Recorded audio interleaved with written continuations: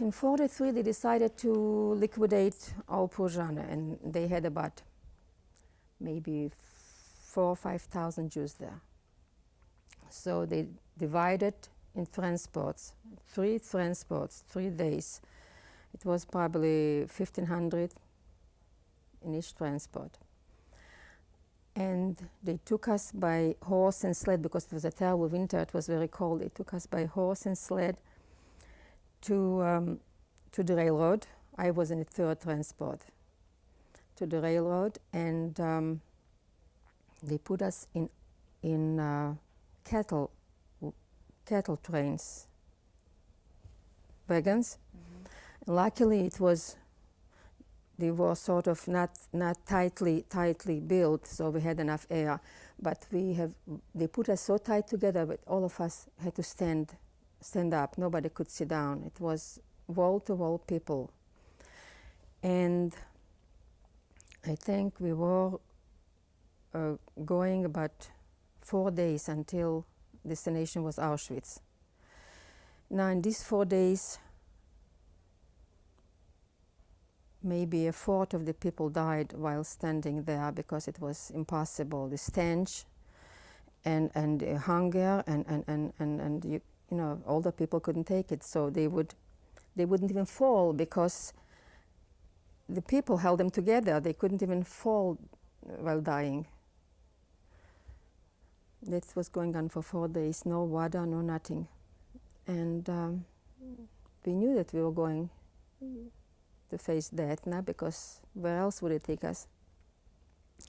We came to Auschwitz, and all of a sudden all the doors open, and all you heard was barking dogs, shouting and screaming, Juden out, Juden out. It means Jews out of the wagons.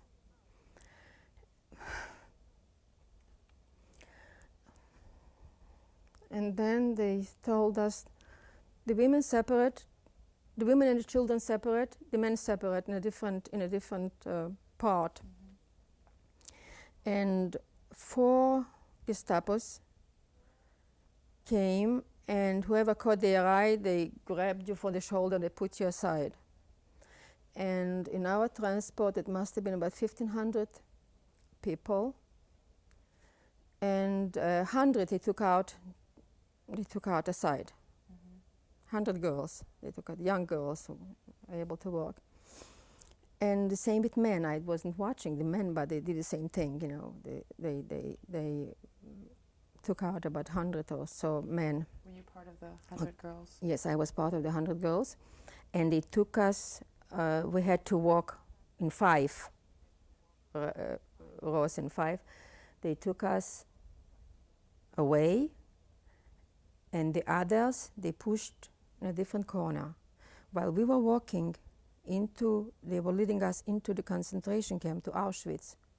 They were taking outside of the concentration camp, but the crematoria was.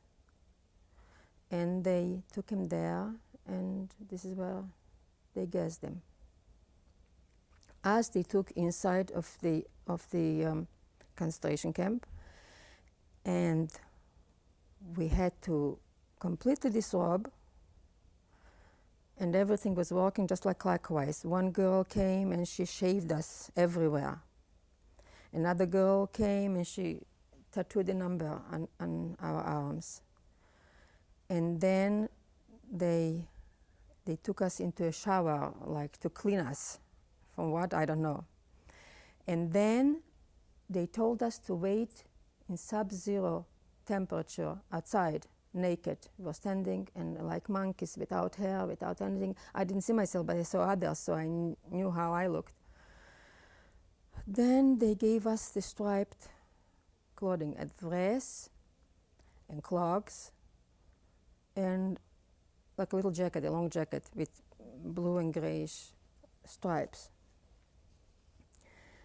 And they led us to a barrack. While we were going, we went into mud this high. We lost our shoes. And when they brought us into the barracks, I couldn't believe my own eyes what I saw.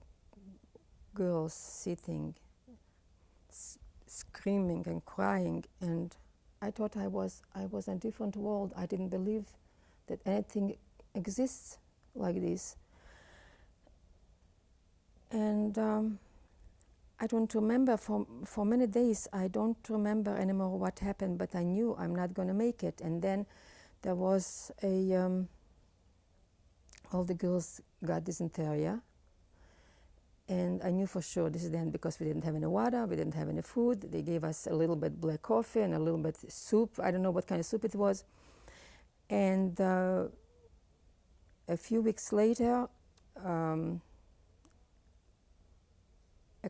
commander came, a commandant came, and he said that he needs some girls to go to a smaller camp, and they are going to build a railroad